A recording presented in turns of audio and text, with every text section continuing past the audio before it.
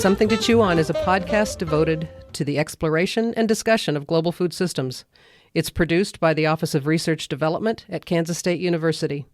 I'm Maureen Olewnik, Coordinator of Global Food Systems. And I'm Colleen Lind, Associate Professor of Communication Studies at Kansas State. I studied the public's role in science and environmental policy. Hello, everyone, and welcome back to the K-State Global Food Systems podcast, Something to Chew On. Food production, shipping, and trade are all managed through regulation and international policy agreements. History lends a trove of background and information on how these agreements were reached, how the safety and affordability of food is managed through these systems, and points to the importance of an interdisciplinary understanding of the system in maintaining availability of healthy food for consumers. In this podcast, we talk with Dr. Justin Kastner, Associate Professor in the Department of Diagnostic Medicine, Pathobiology in the College of Veterinary Medicine at K-State. Dr. Kastner brings a holistic perspective of pedagogical innovation and student mentoring, co-directing the interdisciplinary frontier program focused on crossing disciplinary borders and superintending scholarly activities for several academic units at K-State. Welcome, Justin, to the Global Food Systems podcast, Something to Chew On. And to get things started off, can you give us a little bit of background about yourself, who you are, what brought you to the area of study that you are in, and perhaps what brought you to K-State? Thank you for having me. I am not a native Kansan, but for all practical purposes, a native. I'm incidentally true to the theme of the global food system. The second food science son of a food scientist dad. And my brother and I both got to grow up in Manhattan because my dad, Curtis Kastner, who retired a number of years ago, took a job at Kansas State University. So my brother and I were born in Pullman, Washington, the home of Washington State University, the home of a really, really high-end, fantastic dairy product called Cougar Gold Cheese, which actually the Kastner family in all generations and all within our sphere of influence continue to enjoy. And Dad worked in food science at Washington State, but fortunately and providentially got a job and moved to Kansas State. And so my parents moved us. I was, I think, 3 months old, Maureen, if you can believe that. And so we grew up here in Manhattan, and my brother and I were thoroughly indoctrinated and manipulated by my dad to become food scientists as well. And when I was in university at K-State in the late 1990s, that was the time when mad cow disease, or BSE, was a sort of conflict-filled and trade dispute-filled public health issue. And when I was finishing my time as an undergraduate at Kansas State in the late 1990s, I was quite keen on studying that issue and other food safety related issues in global trade politics. And so my wife and I, we got married and we moved overseas and got to study that issue actually in the UK, did a master's in food safety and international trade in London, and then studied public health in Edinburgh, Scotland. And, you know, I think part of my journey has been falling more in love with the policy aspects of science, including food safety, but also more and more in love with history. And so one of the things that happened after we finished our time in the UK is I was able to work for a summer in food safety and animal disease related policy at the World Trade Organization in Geneva, Switzerland. And I, even now in my job at K-State, I teach courses related to the work of the WTO and its principal trade agreement that governs and sets guidelines for food safety, animal disease, and plant disease regulation.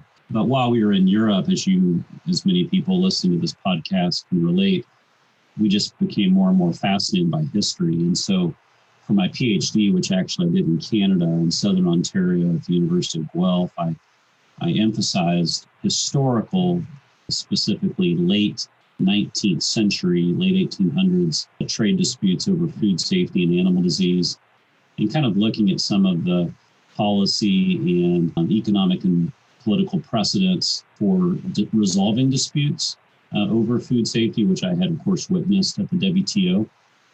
And so to sort of be quick here, when my wife and I moved back to the United States, we were fortunate to return to Manhattan, and I've been on faculty here for a decade and close to 2 decades, I guess, and have been involved with quite a wide array of undergraduate and graduate programs. I've developed a number of courses, teach a number of courses. I'm involved with the College of Veterinary Medicine, where I'm on faculty, but where I'm not a veterinarian, involved with the undergraduate and graduate food science program, the undergraduate honors program, and K-State Olathe as well. And I'm just really honored to get to continue to help students, not to put it too strongly, but help students fall more in love with the policy and historical aspects of the food system, which I myself had experienced when I was close to their age. You and I have talked in the past, and so we've had the opportunity to interact, but I was reading through this again and kind of getting myself back up to speed on your background, and I find it interesting with the focus that you have, where the College of Veterinary Medicine fits. How did you end up in that particular college with the background and the clear understanding that you have of history and politics and all of the things that go into that? I think part of the story is that, in the early 2000s here at Kansas State, there was a real movement to set up, they weren't called this, but basically clusters of multidisciplinary research and teaching, groups of faculty that were to some extent kind of charged to, and given permission even, to operate outside of their home departments, outside of their home colleges, for the sake of the wider university multidisciplinary tackling of complex problems, including food safety and security. So one of those programs, which was actually I think it was called the Targeted Excellence Program, and one of the Targeted Excellence programs was for food safety and security. And there were a number of faculty positions and existing faculty who were mobilized for that effort. And one of the new positions was actually here in the College of Veterinary Medicine in my department, Department of Diagnostic Medicine, Pathobiology, which is actually one of the most diverse, in the sense of scientific disciplines, one of the most diverse departments at K-State, because we have folks studying all kinds of issues, some directly, some indirectly veterinary, quite a few epidemiology-minded scholars, certainly food safety, certainly virology, bacteriology, in just a very diverse academic department. And as I know I'm preaching to the choir here, but part of, I think, the advantage that K-State has had is that we have been less snobbish about departmental barriers and very willing to think across departments, across colleges, and even co-mentor students, co-advise students. I know in my case, I've been involved with helping mentor undergraduate and graduate students, many, perhaps most of whom are not even actually in the College of Veterinary Medicine, but in other graduate programs or undergraduate programs. And then through my involvement with the honors program, that was exceptionally multidisciplinary, because I spent, about 4 years helping students from all of the different undergraduate colleges at K-State feed their intellectual curiosity about a range of topics, not just the food system. So I think the short answer is the Targeted Excellence Program was how I ended up being based here at the College of Veterinary Medicine. But one incidental and collateral benefit of that is that I have become more and more conversant about veterinary history, which is something I actually emphasized in my PhD at Guelph. And we have really one of the great patriarchs of the history of veterinary medicine in the United States on faculty, or faculty emeritus here, and that's Dr. Howard Erickson, who I'm sure you guys know. And I've really enjoyed working with Dr. Erickson and really see him as a mentor in the field of veterinary history. Justin, I really appreciate hearing your background, both in terms of sort of the path that you took to get here, as well as your PhD. I studied political communication, and your story about how you were socialized into being a food scientist really reminded me that I didn't know what a food scientist was until my first job out of college. I worked for the National Cattlemen's Association in Washington, D.C., and we had several food scientists on the staff. So my introduction to food scientists was through policy and politics. But I don't think most people probably have that appreciation for the role that food science and policy, the way that they go hand in hand. I wonder if you could talk for a little bit about how you see those two fitting together. I mean, some people might understand them to be contradictory, right? Science, purely objective, policy, not purely objective. Do you ever feel a tension? Do your students feel a tension? Do you have trouble convincing your more science-minded students that policy matters? Well, first of all, I think you and I are very unusual in how we came to become aware of the term food science. You, sounds like, experienced it in, an actual policy workplace. In my case, I was, indoctrinated by a family member.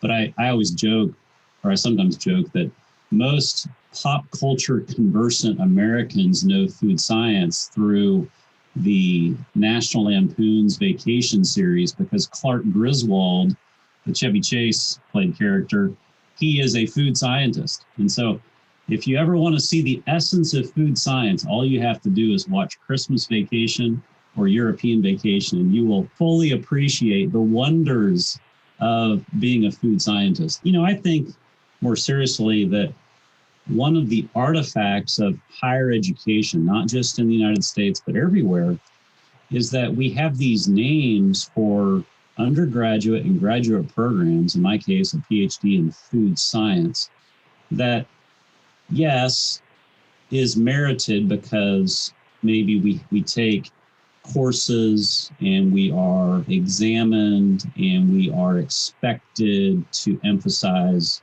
like in the case of food science, it's typically, food microbiology, food chemistry, food engineering, or food processing expertise.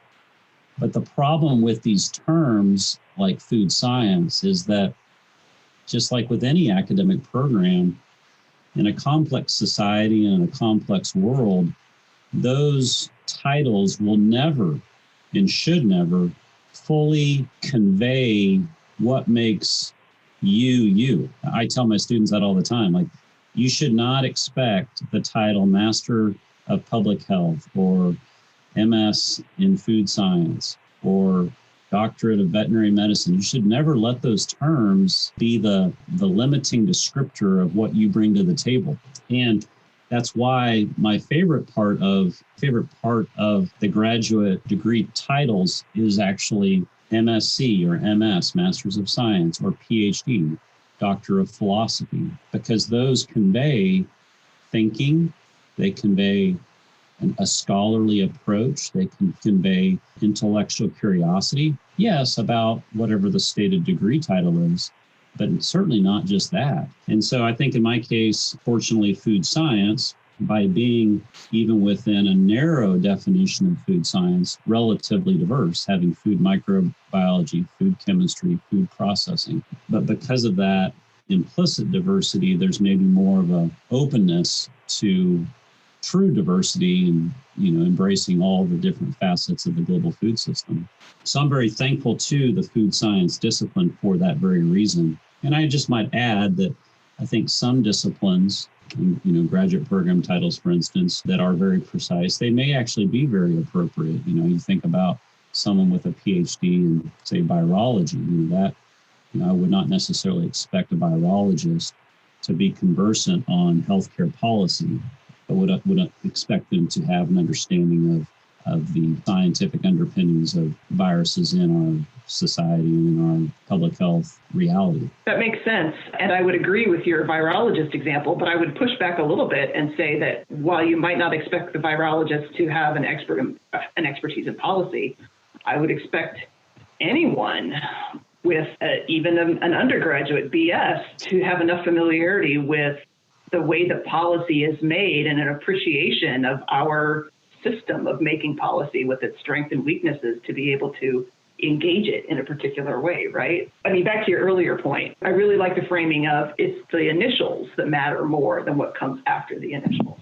And I think that is something that maybe we need to emphasize more. There was an article 20 years ago in The Economist, basically citing, I think it was Arnold Toynbee, some quasi-famous British historian, who said that the land-grant university system was America's most important contribution to higher education, because it was all about being practical. It was all about solving problems. It was all about, kind of technical information delivery there in frontier America, in our case in 1863, when Kansas State Agricultural College was founded. But one of the other sides of that coin in places like a land-grant university culture is that we tend to sometimes, I think this is fair to say, we downplay those initials, PhD and MS, to maybe because we're trying to be practical, right? And that's our heritage.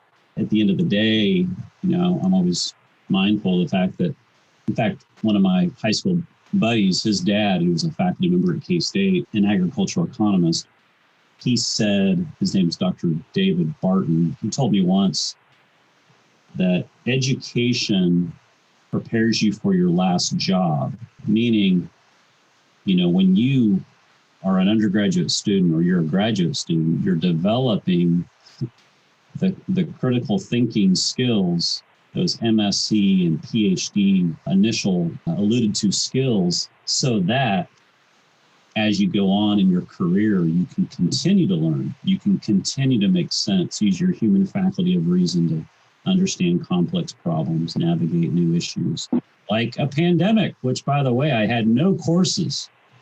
Well, I can take that. When I was studying public health in Edinburgh, we did have courses on pandemics, but no one really prepared me for COVID-19. And I don't think anyone has a degree, Masters of Science, COVID-19, from the 1990s, right? But hopefully we have PhDs and MSCs who understand. Yeah. And DVMs and MDs. I love that framing of it prepares you for your last job. I think we spend so much time, and understandably so, thinking about recruitment in terms of preparing you for your first job, but that's not the point at all. One of the things that I wanted Justin to talk a bit more about is the Frontier program that he had put together. That is something I remember, again, in the past I remember discussing with you, and it's quite an interesting endeavor that you'd gotten into. Can you give us about a bit of background and detail on what that one was? Yes. Well, like everyone listening to this podcast and everyone, you, Colleen, and you, Maureen, it's a common experience in higher education, in academic life, and probably in any workplace to notice those kind of similarly like-minded colleagues that we have and then collaborate with them. When I was in graduate school studying BSE, studying international trade politics in London, my wife and I, we lived in a postgraduate student housing complex filled with graduate students and residents from all over the world. One of my fellow students that was living there, his name's Jason Ackelson. He was studying international relations at the London School of Economics and Political Science. And we became friends mainly because he would fly home to his home state of New Mexico and bring back all kinds of good Southwest fare. And we would eat, my wife and Jason and I, we cook these meals to, remember what spicy food tastes like as we were living in bland food London. And as we became friends with Jason and I realized that we both had excellent mentors when we were undergrads. We both realized we had this fascination with interdisciplinary approaches to problem solving. And then we also, incidentally, just both loved Star Wars. So we had a lot to talk about all the time. We had good reason to like each other. And so Jason and I became friends. And fast forward to 2004, I was on faculty here at K-State, and Jason was on faculty at, kind of in a parallel way, his alma mater, New Mexico State, in the political science or government department. And we decided that we would start something called the Frontier program. And it was all about crossing disciplinary frontiers, a kind of a metaphorical statement that had two meanings. One, we wanted to have students be encouraged to be intentional to think outside of their own stated academic department or academic program, maybe food science in the case of a K-State student, maybe political science in the case of a New Mexico State University student, but also to intentionally study issues at borders, including international trade of food and other issues that happen at nation-state boundaries or frontiers, frontera. And so the Frontier program was born out of that kind of idea. And Jason and I and others, Dr. Abby Nooch here at K-State, we were able to grow that program, and through different partnerships over about a decade and a half, including perhaps most notably the U.S. Department of Homeland Security and their Career Development Grants program, we built a fairly, I don't think it's too daunting to say this, but just very, I think, exceptional program of experiential learning and co-mentoring. So Jason and I would, with other faculty and universities, we would take as many as 20, 30 students 3 to 4 times a year to international trade ports. These would be socially engineered groups, meaning we would have students from political science, sociology, public health, food science, different universities. And we would travel to international trade ports, to policy centers, to groups like the Congressional Research Service that you probably know about, Colleen, in Washington, to historical archives. You remember I mentioned earlier my interest in history. And we would just give these students a chance. It's not a course, it was a field trip, a chance to be with peers who were not in their own major, make friends with them, but it be a total geek out field trip, learning about international trade, learning about food inspection at the ports, learning about what was on the bookshelves in an 18th century, Virginia archive related to food and health, meeting with incredibly competent policy analysts at the Congressional Research Service and the Library of Congress. And we would do these trips. We did them. I think we've had to date, we've kind of stopped numbering because that program with DHS has ended. But we have, probably had 300, 400 students travel on these trips.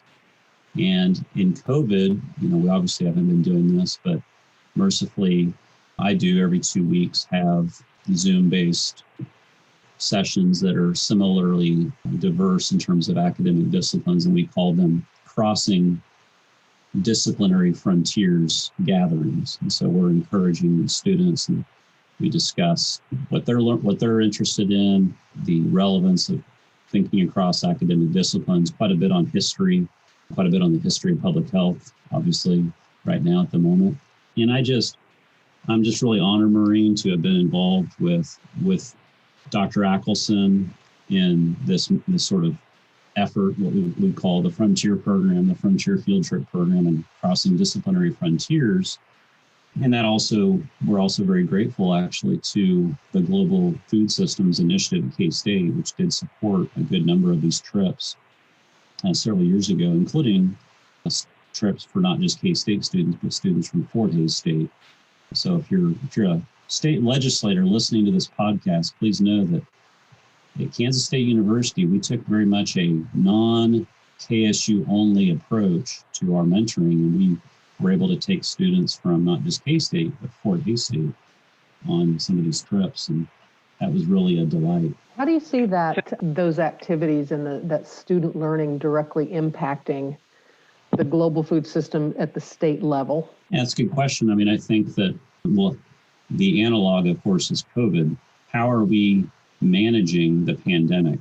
We're doing it with public and with private actors.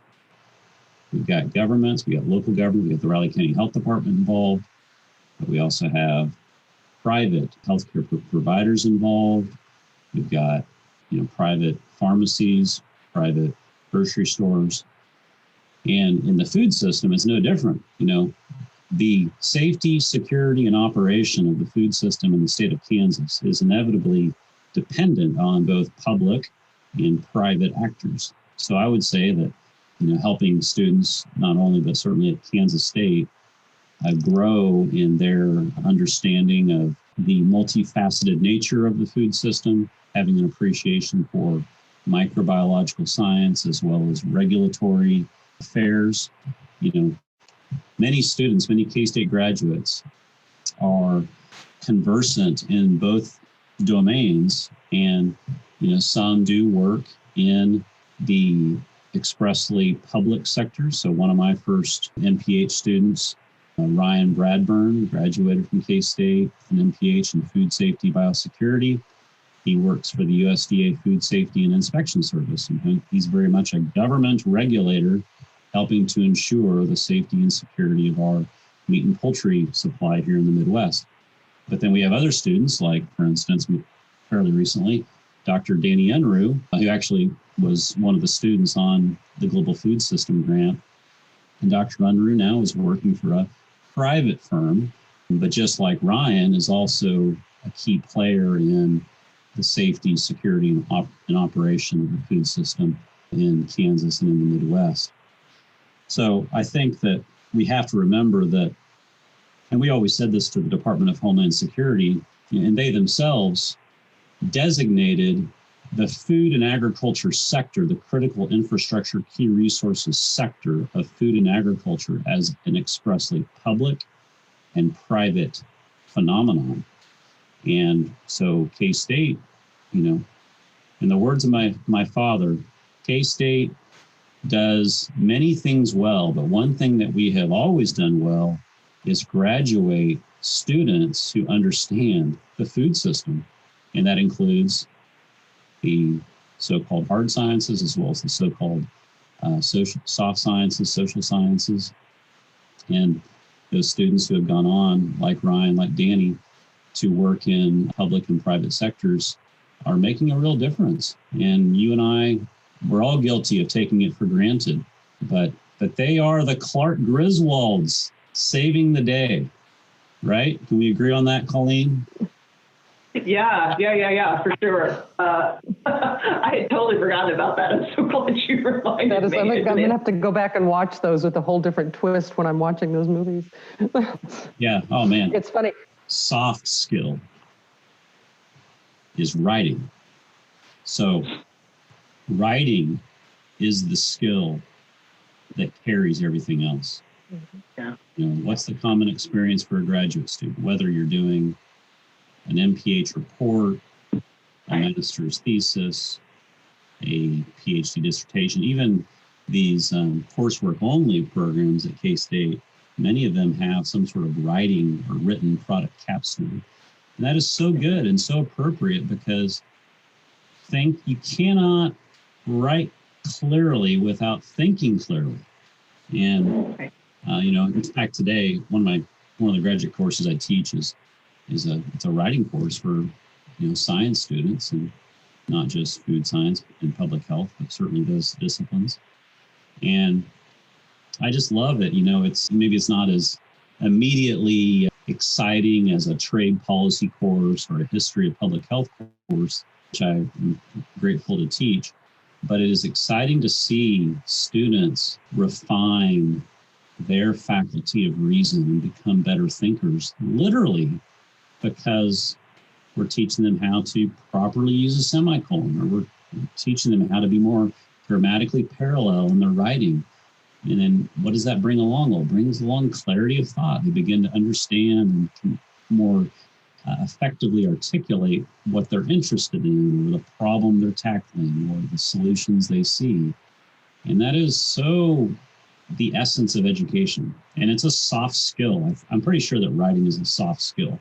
I think that's a fair statement. Maybe the moral of the story is the person who was commenting, Maureen, was right. We think of it, we categorize it as a soft skill, but there couldn't be anything more important than those kinds of skills. Totally agreed. Let's go to trade, because, it's kind of a big deal, and it's obviously a big deal and an expertise of yours, Justin. Now that I'm reminded about your experience in the UK, I wonder if you would be willing to sort of think out loud and comment on Brexit. Everything that you read in the mass media about Brexit usually talks about the consequences for lower economic output in the UK and perhaps in other places, or just in the increased amount of difficulty in moving products across borders. But now that you're here, I'm thinking that there could be some real serious food and food safety consequences thanks to Brexit. And I wonder if that's true, or if there are other things in relationship to the food system that I'm not thinking about in terms of Brexit.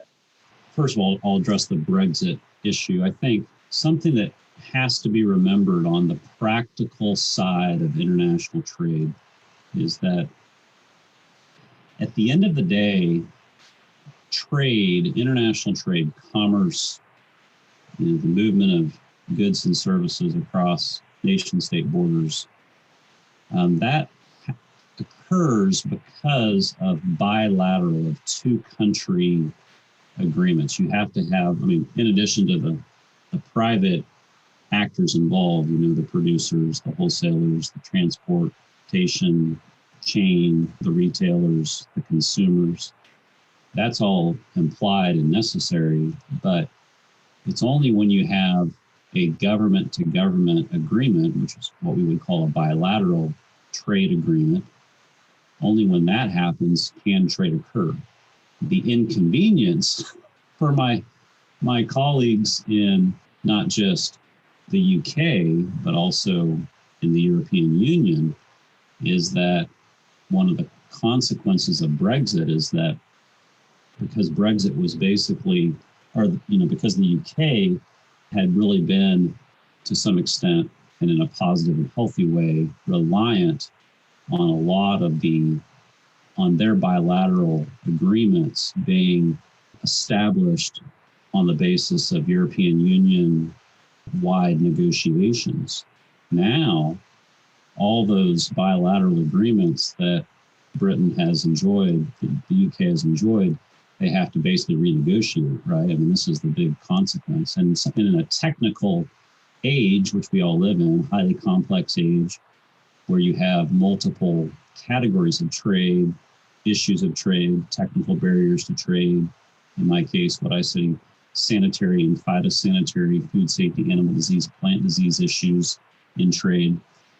That effort is enormous. And so, yeah, there's definitely, and I'm not making a political comment about this, but there's definitely a bureaucratic cost to having to renegotiate all these bilateral agreements.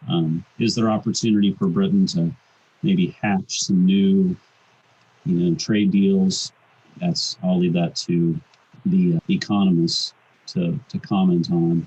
But when it comes to food safety, there's a lot of effort because judgment calls have to be made. And now that, and even yesterday, one of my master's in public health students, she's a government officer from Thailand, came to Manhattan to do her MPH in food safety biosecurity. And her MPH field experience during COVID was done largely virtually with a colleague of mine who's one of the SPS representatives for the European Union to the WTO at Geneva. And, if there's anything that was very evident yesterday in her field experience presentation was just how her home country, Thailand, has to put forth a lot of effort to be able to have a robust trade relationship. In this case, it was poultry export trade, poultry being exported from Thailand to EU nation states. And the amount of detail, the amount of scientific and capital intensive investment that has to be made by countries to be able to trade with others is sizable. And then if you can just imagine if a country like Thailand was in a situation like the UK is and had to suddenly renegotiate all of those bilateral agreements, that would just be a nightmare and very challenging. So, but I think like so many things that we've seen with the pandemic and in society, a lot of these decisions, Brexit included, are not being made necessarily on expressly economic terms. They're being made because of issues of identity and sociological forces that, a psychologist or a political scientist or a sociologist would be almost better at describing than, say, a trade economist. Agreed. I'll come back to that toward the end, but thanks for that. Let's go to the other side of the globe. I'm thinking about what lessons we might learn from COVID and its spread, or coronavirus and its spread from China. Now, it's not obviously a food system issue, but clearly, like almost everything else, it's connected to the food system. As I understand it, the best that we understand, not a closed book by any stretch, but originated in what essentially is a food market and was certainly spread around the globe thanks to movement of goods, movement of of trade and services.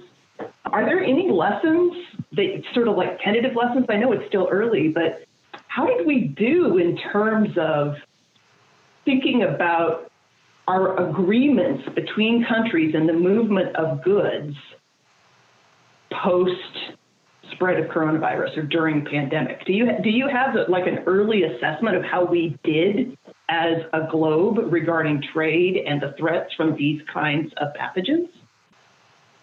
First of all, let's just acknowledge that the pandemic is an extraordinary event that is inevitably a negative event for so many.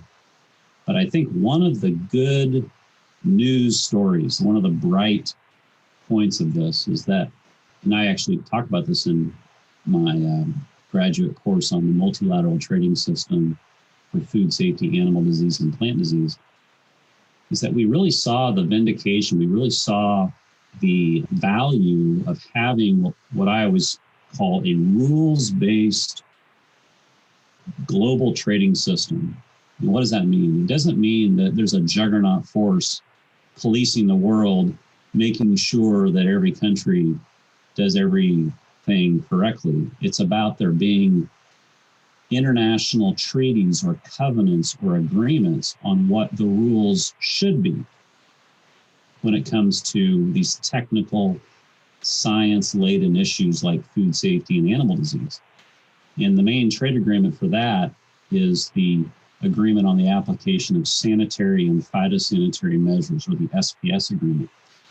One of the things that happened early on with COVID, when these wet markets, the market in Wuhan, but not just there, also the frozen seafood products that were being moved to large metropolitan areas like Beijing, there was some alerts sort of occurred. Obviously, there were news sources and people were trying to understand what's this new or this novel coronavirus. But one of the kind of interesting but not necessarily talked about issues was the Russian Federation. And I think February of 2020, they did the right thing. They followed the rules of the SPS agreement's Article 5, which basically is a requirement that if you're going to make regulatory changes on what you allow into your country, you have to do it on the basis of a scientific risk assessment, okay? And this is designed to take out some of the arbitrary, discriminatory, and chaotic trade practices that have plagued humanity in agriculture for years, for millennia. But there's a subsidiary part of Article 5 of the SPS agreement that says that when we have something new, when we have a problem that we don't understand, like a novel coronavirus, countries have the right to temporarily or provisionally just unilaterally stop trade. And then they are to do a risk assessment. And so Russia did that. They had, some of their veterinarians had gotten wind of this, and they were worried, like, what might this be? What could this spread to? And, will we get it through, consuming certain products? And so they stopped trade from China. And then incidentally, they later opened up trade because, and this, kind of the kissing cousin to this is, you guys all remember early on in the pandemic, everyone was hyper paranoid about wiping down their cereal boxes. I know I did that. Shame on me, right? And then, but that was a kind of like what Russia did, right? They were, metaphorically speaking, wiping down their cereal boxes. They were taking extra precaution because this is a new challenge and no one understood. And it was only after the risk assessment Jedis came in and started saying, well, this is actually what's going on. It's being transmitted primarily, in a respiratory manner. And you're probably not going to get it by ingesting it. And we change our behavior, So now, at least in the Kastner home, we're not actively wiping down cereal boxes anymore like we were in February or March of 2020. And similarly, Russia, they have resumed trade with China having a better understanding of the risk. Well, the good news story in all that is that you see the value of having science-based rules in a treaty to give guidance on what ought to be done. Will there be revisions to things like the SPS agreement? Will there be changes to, say, the Paris-based World Organization for Animal Health terrestrial animal code, aquatic animal code because of COVID? Yes, there will be. But that takes time. That, you got to have scientific consensus. And we're still just barely a year beyond this pandemic. So I'm a big fan, actually. And of course, I worked at the WTO. But, when people say things like, we don't need to have the World Health Organization involved, or I hear people say, we shouldn't be concerned about what's going on with COVID in Brazil or whatever. Those are incredibly irresponsible statements.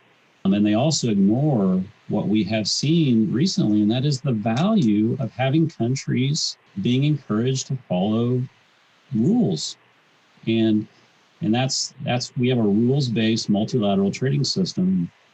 It doesn't mean that we're giving up all of our sovereignty to some, world government, but it does mean that we have guidelines that are rooted in science and that are rooted in good, reasonable practice. Thank you. That's really, really helpful. I think that you and I could talk for an entire graduate seminar on sort of this tension between this understanding of nation-state sovereignty and this rules-based system. My big question is, how do we help encourage trust in that system amongst our general population? And I'd love to hear your thoughts about trade. I mean, just as your comments here suggest,